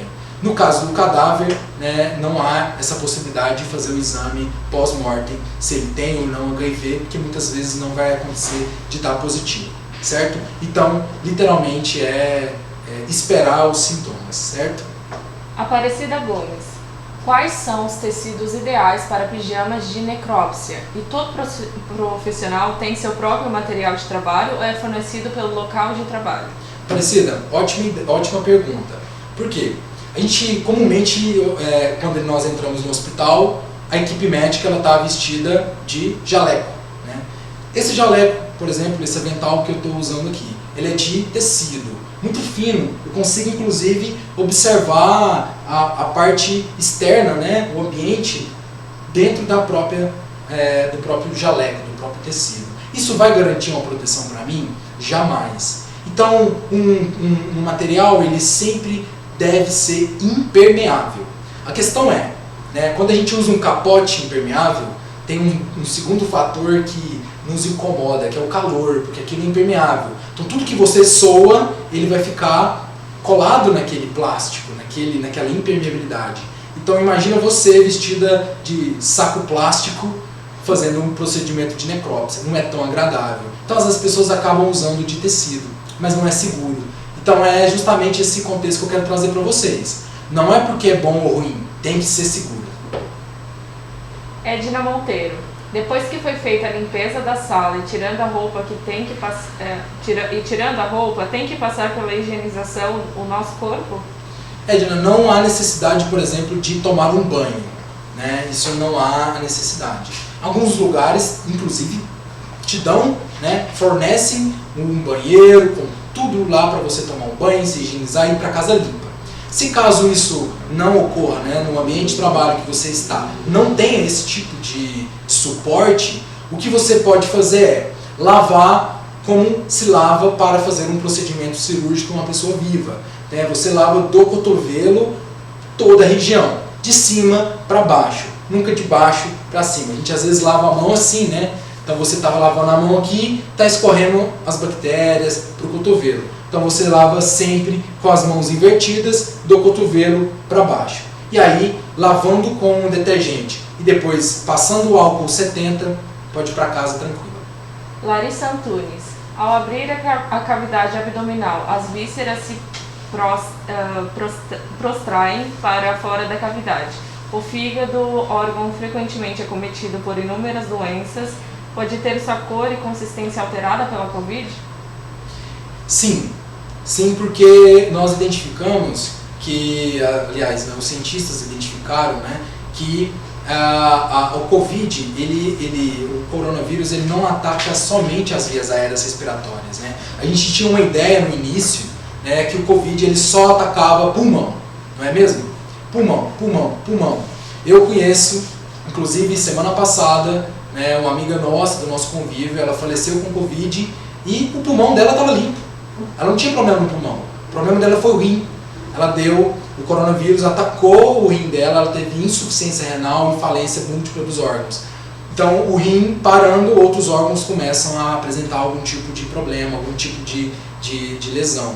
Então, nesse caso, todo e qualquer tipo de patologia, ele pode sim alterar cor, textura, consistência, né, apresentar algum tipo de bolha. Por exemplo, se você for fazer uma necrópsia do pulmão e essa pessoa tiver infecção, principalmente se for, né, as pneumonias bacterianas, vai haver presença de muco, muito muco. Então o seu pulmão, né, o pulmão lá do cadáver, ele vai ficar espumando, ele vai ficar parecendo uma bucha com detergente, né? Há uma secreção de muco muito intensa. Então, quando você olha, você já identifica que tem alguma coisa errada ali. Você falou de fígado, por exemplo, cirrose. A cirrose, a cirrose é a cirrose a cirrose alcoólica, né? Que é a cirrose quando o paciente acaba ingerindo uma alta quantidade de álcool ao longo da vida e isso acaba gerando um processo cirrótico. O que acontece com o fígado? Ele fica com aparência de pastel de feira, todo borbulhando assim, todo rugoso. Sabe aquele aspecto rugoso do pastel? Fica daquele jeito. E aí a cor muda um pouquinho, ele fica um pouco mais avermelhado e não um marrom mais escuro, né? um sangue mais vivo.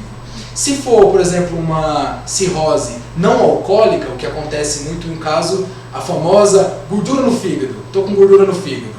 E o fígado dessa pessoa ele fica esbranquiçado.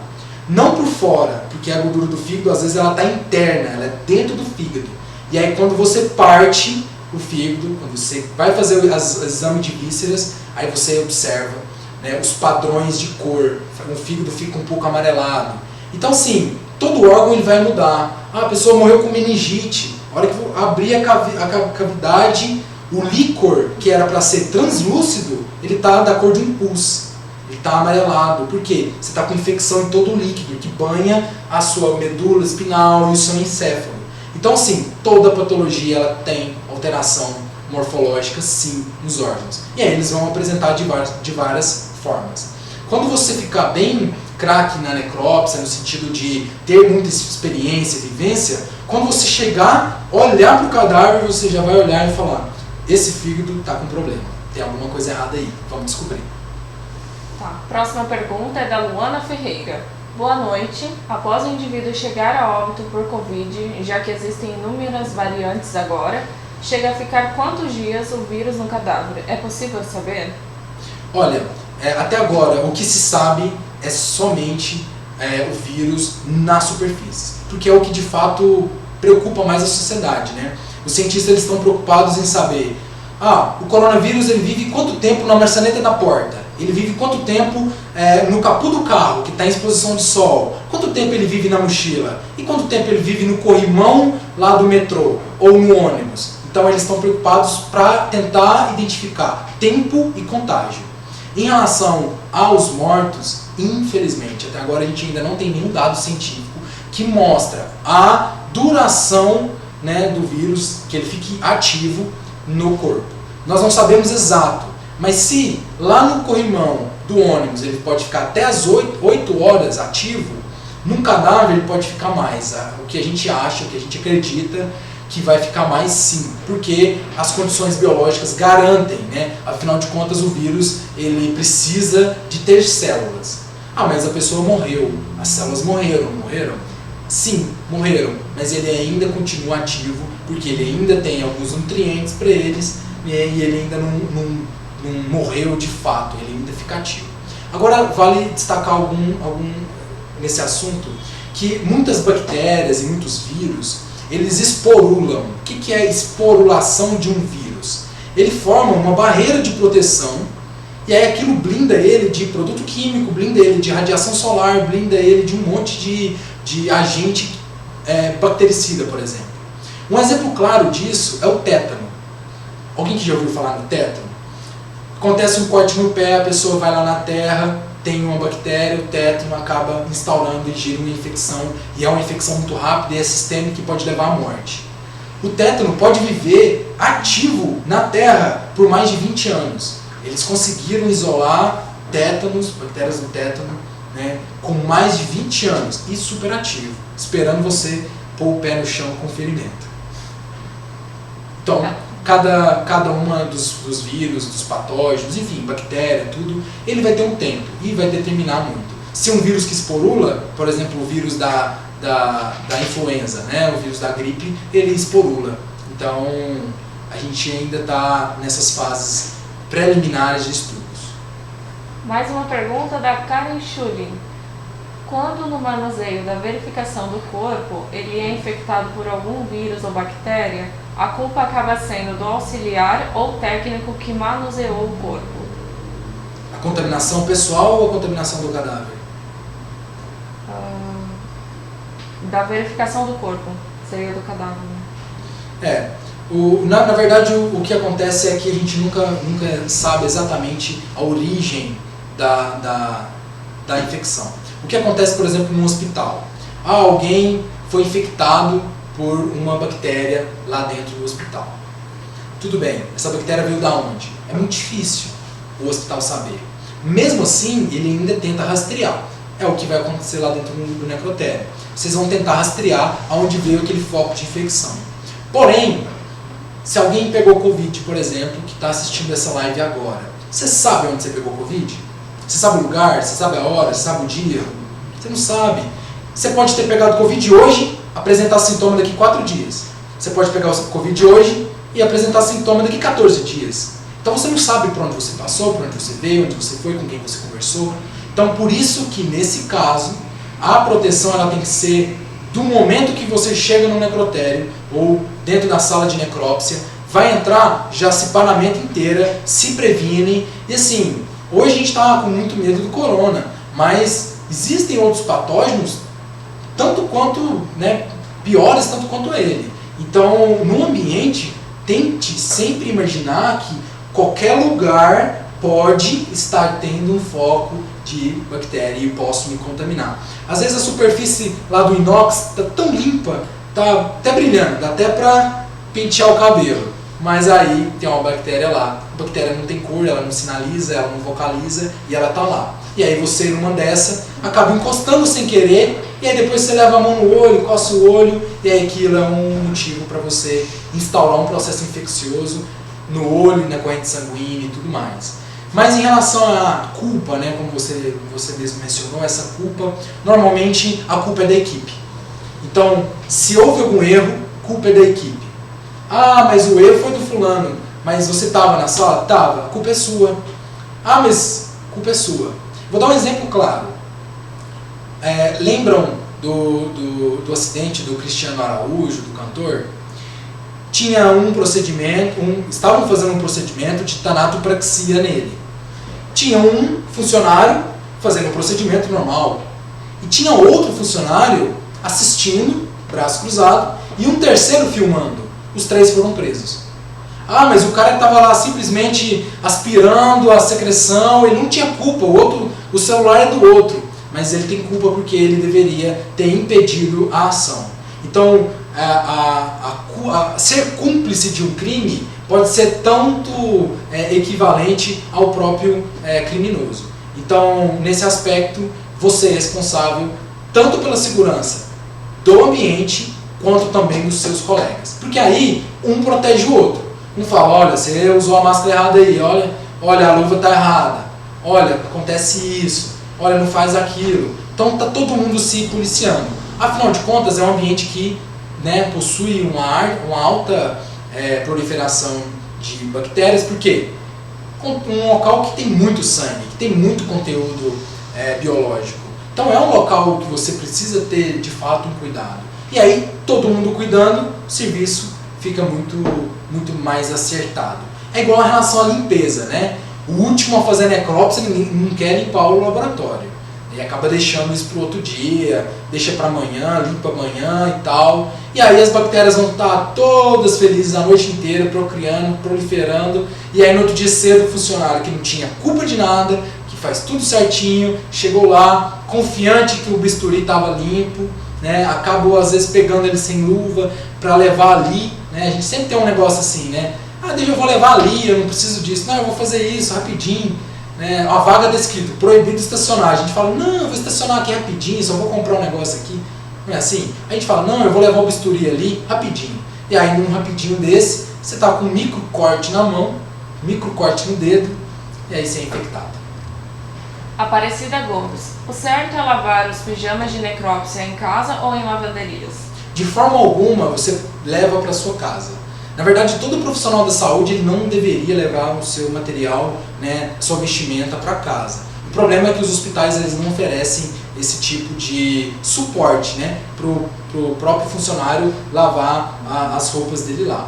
Porém, muitos dos hospitais eles possuem os pijamas hospitalares, né, as roupas hospitalares, que é aquela roupa ela é colocada em serviço, retirada em serviço e ela vai ser lavada em serviço. E aí você vai colocar a roupa que você chegou 7 horas da manhã no hospital.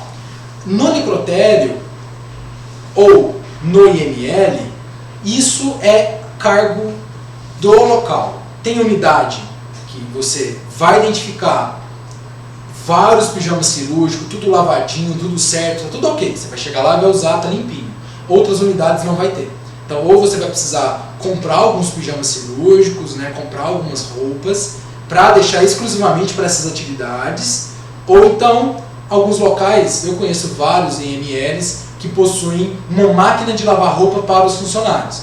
Então, todo mundo, a pessoa vai lá, trabalhou com o uniforme, com o jaleco do IML, tira tudo aquilo, põe para lavar, né? E aí, então, ele sai com a roupa limpa, tá ok, mas nunca deve levar para casa uma roupa que foi no necrotério, uma roupa que ela foi lá no hospital, de forma alguma.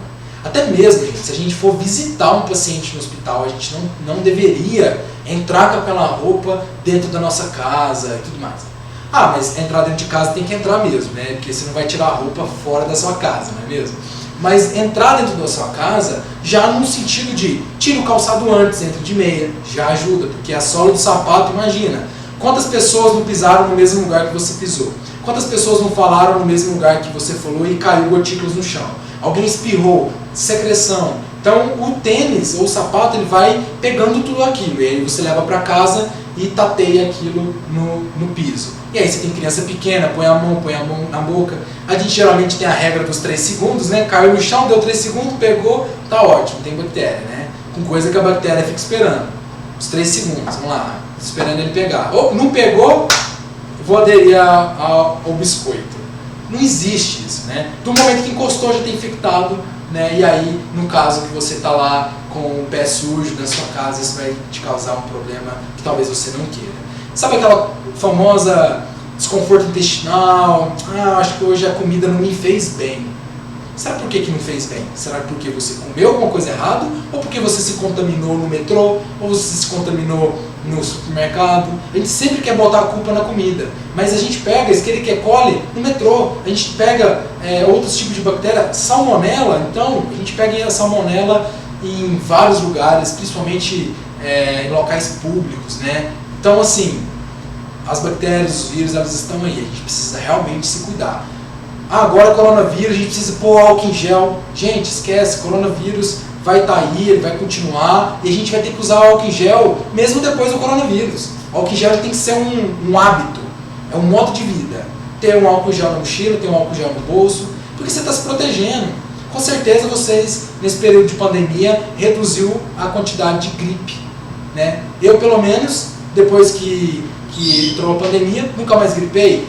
Pergunto para vários alunos meus. Teve aluno que sempre gripava, todo mês tinha aquela gripe que não ia nem na aula, já sabia que estava gripado. Não gripou mais. Por quê? Está usando máscara, as pessoas estão usando máscara, está usando gel, está usando álcool. Então, assim, isso funciona e ajuda e muito. Porque o cara que está com a gripe, que está sentado do seu lado, se ele estiver sem máscara e você também, você está compartilhando muita gotícula. Ele está falando no telefone, ele está escutando uma música, falando alto, espirrou uma gotícula do lado. Para você ter ideia, um espirro ele pode chegar a 200, 250 km por hora. Né? Uma tosse pode chegar até além disso. Então é muito rápido, a projeção da gotícula é muito rápida. Pode chegar principalmente se estiver ventando ainda, né, que aí pode levar ainda para distâncias maiores, pode levar muito mais do que 2 metros. E aí, com a máscara, aquela gotícula que ia ser projetada a 2 metros, ela foi projetada a 1 centímetro, porque ela encostou na máscara. Ela ficou presa no tecido, ela não foi projetada. Então isso diminui a contaminação. Diminui com o quê? Se você estiver contaminado com coronavírus e não saber, porque você pode estar com coronavírus e não saber, você vai manifestar daqui não sei quantos dias. Então, você usando a máscara certinho, você está evitando que você transfira esse vírus para outras pessoas. Próxima pergunta é da Maria Cristina da Luz. Tanto no hospital quanto no IML, buscam saber a morte do paciente? Então, boa pergunta, Maria. Em relação ao hospital, ele busca saber a causa clínica da morte. A pessoa morreu. Tá, morreu de quê? Morreu de infarto. Pronto. Infarto foi o óbito, atestado de óbito dessa pessoa. Não, a pessoa estava com câncer, mas morreu de pneumonia.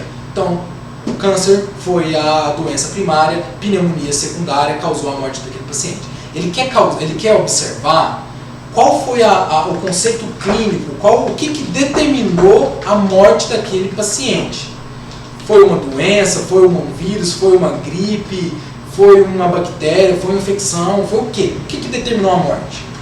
Lá na necrópsia do Instituto Médico Legal, lá não quer saber o que a pessoa morreu.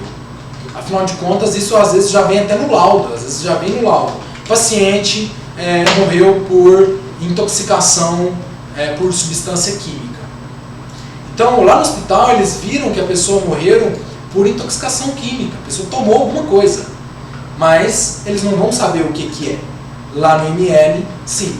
Então, por exemplo, no Instituto de Criminalística do Estado de São Paulo, você tem núcleos. Você tem um núcleo que cuida só de DNA. Se você entrar lá, você só vai encontrar material para extração de DNA. Você vai encontrar cadeira, taco, enxada, faca, garfo, copo, pano, toalha, tapete, o que vocês imaginarem. Até folha, gente, eu já vi folha. Folha que pingou sangue nas folhas, o perito coletou todas as folhas para coletar o DNA dos pinguinhos de sangue daquelas folhas que estavam no chão. Então, lá no Instituto Médico Legal, né, nos institutos de criminalística, eles buscam muito além da morte. Eles não querem saber somente a causa clínica. Quer saber o quê? Envolve violência? A causa é suspeita? A causa foi fora? Ah, mas a pessoa morreu de acidente de moto na rua. Sabe que ela morreu de acidente de moto, concorda? Se ela morreu no local, o corpo dela será levado para o IML. Se ela estava com vida, foi colocada na ambulância do SAMU, levada ao hospital e morreu lá no hospital, o atestado de óbito dela sai lá do hospital e ela não há necessidade de ir para o IML. Por quê? O laudo aconteceu com assistência médica. Não teve assistência médica, IML. Teve assistência médica, ou seja, estava lá no hospital, no pronto-socorro e tudo mais, ou estava sendo atendido pela ambulância do SAMU, do resgate, do bombeiro, teve assistência médica, sabe a causa da morte, aí não há necessidade. Alguns casos, é claro, os hospitais, principalmente hospitais particulares, eles querem descobrir mesmo. Não é simplesmente falar assim, olha, você morreu com pneumonia, a pessoa morreu com pneumonia. Tá, pneumonia pode ser pneumonia viral, pneumonia bacteriana, pneumonia de protozoários, pneumonia de vírus. Eles querem saber que tipo de pneumonia. É uma pneumonia causada pelo Staphylococcus, ponto. É isso que eles querem saber. Lá no IML eles querem saber quem matou, quem fez, quem participou, quem estava do lado, quem olhou, quem observou, como foi a cinemática do crime, como essa pessoa ela tomou uma facada, primeiro na barriga e depois na cabeça. Mas qual que foi a determinante da morte dela? Da barriga ou da cabeça? Você pode pensar da cabeça, pode ser da barriga. E se acertou uma artéria aorta, se acertou uma mesentérica, se acertou uma artéria de grande calibre, essa pessoa vai morrer também. Às vezes o corte pegou na cabeça, tá o ferimento, a gente observa o ferimento, mas não perfurou tanto assim no cérebro. Não deu complicações maiores, a complicação foi lá na barriga. Então eles querem saber essa dinâmica. E aí, olha que curioso, né? Por exemplo, é justamente essa dinâmica que eles descobrem quantas pessoas estavam envolvidas no crime, pelo diâmetro do ferimento, o tipo de ferimento, a posição do ferimento. Então, por exemplo, o perito criminal, o médico legista, o auxiliar de necrópsia, ele quer olhar para o cadáver e ver além dele. Ele está olhando para o cadáver, mas ele está olhando para a cena do crime, ele está olhando para quem matou, ele está olhando para como foi, que dia que foi, como aconteceu. Então, tudo isso para falar o seguinte: o laudo é esse, a pessoa foi morta por 2 indivíduos, a primeira facada foi no peito, a terceira, quarta e quinta facada foi no abdômen, depois aconteceu um tiro a queima-roupa na cabeça para então instaurar com êxito o óbito. E aí é isso que eles querem identificar. Leila Santiago, o conceito de ética também se engloba nos parâmetros da bioética, onde entre os valores que também definem a ética moral? Sim, com certeza. Como vocês sabem, tanto ética como moral, elas são instrumentos sociais que mudam de acordo com o tempo e de acordo com a localidade. O que é ético hoje não era ético há 10 anos atrás, e o que era ético há 10 anos atrás, hoje já não é mais ético. Isso você pode observar em inúmeros procedimentos cirúrgicos. Antigamente podia fazer isso, hoje não pode, porque hoje já não é mais ético. Então, a bioética está envolvida com essa questão ética, com essa questão, mas é a questão ética, mas é a questão ética envolvida no processo biológico. Seja bioética envolvendo experimentação animal, por exemplo, lá no Instituto Butantan, nós precisamos de 30 camundongos para fazer um estudo. Há um comitê de bioética que vai observar. 30 camundongos, você não acha que é muito? Eu acho que é muito. Então eu vou te fornecer 2. É assim que funciona. A bioética, ela regulariza isso. E a bioética, lá no ambiente de trabalho de vocês, ela também vai regularizar isso. Um problema da bioética, por exemplo, hoje, é você vilipendiar o cadáver. O que é um vilipêndio ao cadáver? O simples fato de você xingar o cadáver, falar mal dele, colocar apelido, abusar, rir da situação, rir do momento, rir de como ele chegou lá no necrotério, tudo isso é vilipêndio ao cadáver. Código Penal, artigo 212, e previsto até 4 anos de prisão mais multa.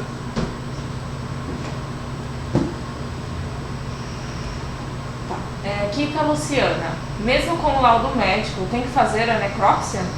Se tiver o laudo médico, lá no hospital, já sabe a causa-morte, não é suspeita, ou seja, morreu de infarto, a pessoa já estava com câncer, já estava em estado debilitado, já sabia a doença que a pessoa tinha, a pessoa já estava com a cirrose, já estava com a pancreatite, já sabia o que estava acontecendo, veio a óbito. O laudo é expedido lá mesmo no hospital, não vai para o ML. Só vai para o ML quando é suspeito. Só vai para o ML quando não se sabe como ocorreu aquela morte. Se sabe como ocorreu a morte, foi um infarto? Ok, não vamos criminalizar os triglicerídeos por isso. Agora, a morte foi suspeita? Aí então nós precisamos buscar provas, embasamentos científicos para expedir um laudo que vai ser utilizado para endossar um processo judicial. E aí o juiz ele quer saber isso, ele não quer saber o que a pessoa morreu. A pessoa morreu com a facada no coração. Ele não quer saber isso, ele quer saber quem deferiu a facada. Que faca que foi? Foi uma pessoa? Foram duas? Uma amarrou e outra esfaqueou? Somente uma participou do processo? Como que foi a cinemática do crime?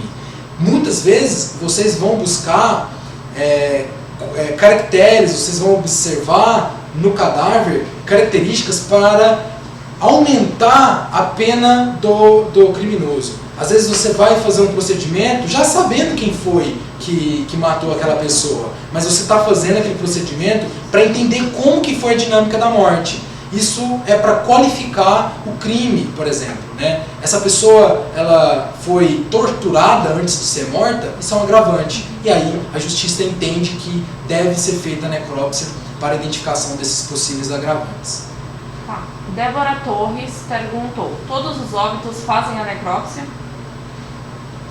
Atualmente, todos os cadáveres que vocês observarem lá no funeral, né, lá no velório, por dentro está oco, não tem nada, né? Retirou-se os órgãos para fazer o processo de necrópsia. Ah, mas não coloca palha, não coloca espuma, não coloca algodão, não coloca serragem? Não, muitas vezes não, porque muitas vezes não precisa colocar, não há necessidade alguma de colocar, né? E aí, então, todo cadáver ele passa por uma necrópsia. Nós temos dois tipos de necrópsia. Necrópsia anatomopatológica ou anatomoclínica, que é aquela que quer saber a morte, aquela que é feita lá no hospital, que é feita pelo médico. O médico também vai abrir, o médico vai analisar a cavidade, mas lá no hospital. Só que isso ele vai ser rápido, vai ser de uma forma rápida para ele identificar. A causa-morte foi essa. Agora, existe um outro tipo de necrópsia, que é a necrópsia forense. Aí essa necrópsia ela vai buscar outras evidências. Ambas as necrópsias, o cadáver ele é aberto, ele é eviscerado, ou seja, as vísceras são retiradas do corpo, né? A gente chama de a gente chama que nós estamos fazendo um processo de eviscerização, tirando as vísceras do cadáver, e aí todo cadáver faz sim a necrópsia, tá bom? Angela Scorsi, existe perito só de sangue? Olha, existe sim, Angela. Né? Hoje nós temos nós temos especialidades da perícia. Né? Você tem um perito especializado em DNA. Né? Ele é um geneticista especializado em procurar moléculas de DNA em qualquer superfície e ficar o dia inteiro passando um cotonete para captar uma célula para fazer um cariótipo e identificar o DNA. Você tem um outro papiloscopista, ele está querendo identificar digitais, ele está querendo identificar aonde alguém encostou o dedo, será que encostou o dedo aqui? Então ele vai lá com um pincel, ele tem as substâncias químicas, os pós que eles utilizam para identificar e evidenciar aquela digital. E você também, né, você possui peritos especialistas em relação à dinâmica do crime, que está envolvida diretamente com o sangue. Um exemplo claro disso, a pessoa ela foi morta no primeiro andar, mas o corpo dela foi encontrado no estacionamento. Como que ela foi morta no primeiro andar, o corpo está lá no estacionamento? Como que foi isso? A perícia ela vai vasculhar o sangue, a dinâmica, hemodinâmica forense. Ela vai identificar o padrão de respingo da gota de sangue. Então, pelo padrão de respingo, ela sabe se aquela gota de sangue veio daqui para cá, ou veio de cá para lá, ou foi uma gota que veio num ângulo de 90 graus, porque aí ele sabe exatamente o movimento que o agressor fez para atingir o objetivo que foi a morte da pessoa. A Débora Torres perguntou novamente, e quando a morte parece natural, mas foi um veneno paralisante, como saber? Aí, quando a morte é suspeita, a gente já identificou, já fez necrópsia, já olhou e não está descobrindo a causa da morte, a gente passa aos recursos de análises bioquímicas. E aí, na análise bioquímica de conteúdo estomacal, conteúdo intestinal, boca, aí a gente consegue coletar, isso é uma função de vocês, coletar esses materiais e aí fazer análise bioquímica e histoquímica para descobrir o que é e qual foi a causa da morte. A Jaqueline Peixoto perguntou, quando chega corpo em decomposição, como faz a necrópsia? Os perigos de bactérias são maiores? Essa é a última questão, professor. Certo. Quando o cadáver ele chega em estado 4 de decomposição, que a pessoa já está numa fase que a gente chama de liquefação, a pessoa literalmente está dessorando, está derretendo, vamos dizer assim, no popular. Você pega o braço da pessoa, descola do ombro, e isso acontece. Vai ser necropsiada? Vai ser necropsiada. Por quê? Ainda pode ter evidência. A gente nunca descarta evidência. Da mesma forma que o médico socorrista, ele nunca vai descartar a possibilidade de você voltar a bater o coração. Ele vai continuar fazendo massagem independente se tem ou não batimento cardíaco. Ele vai continuar porque é um protocolo a ser seguido. Então nós temos um protocolo a ser seguido, nós seguimos esse protocolo independentemente do estado de conservação do cadáver. Ah, mas é só osso, a gente vai necropsiar da mesma forma. Claro, com técnicas diferentes, o olhar já vai ser diferente, claro, Em relação às bactérias, nesse caso o risco é maior, porque aí você tem bactérias do ambiente. Por exemplo, a pessoa foi encontrada morta num matagal. Lá tem bactérias do ambiente, tem bactérias que as moscas levaram, tem bactérias do chão, das folhas, e, claro, bactéria que vive em você. A primeira bactéria a decompor você é aquela que vive no seu intestino, aquela que vive em você, que convive com você diariamente. Professor, o pessoal tem elogiado muito as explicações, então finaliza a live com uma atençãozinha especial para esse pessoal.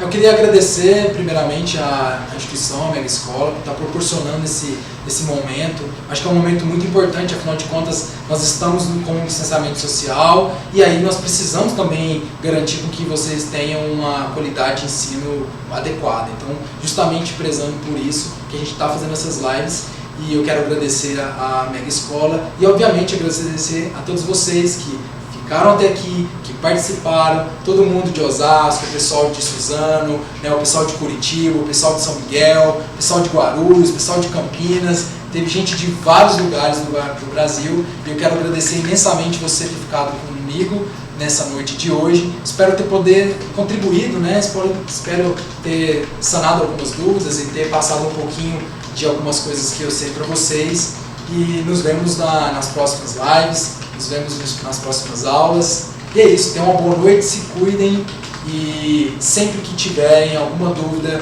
relacionada à biossegurança, vamos se ater aos cuidados, vamos se ater às proteções e obviamente estamos vivendo um momento de pandemia, então vamos usar essa aula em prática. Todo mundo fazendo a sua solução de água sanitária, todo mundo usando máscara, o álcool 70 e tomando as precauções necessárias. Quero agradecer a Mega Escola e agradecer a todos vocês por terem participado dessa live comigo hoje. Muito obrigado, gente.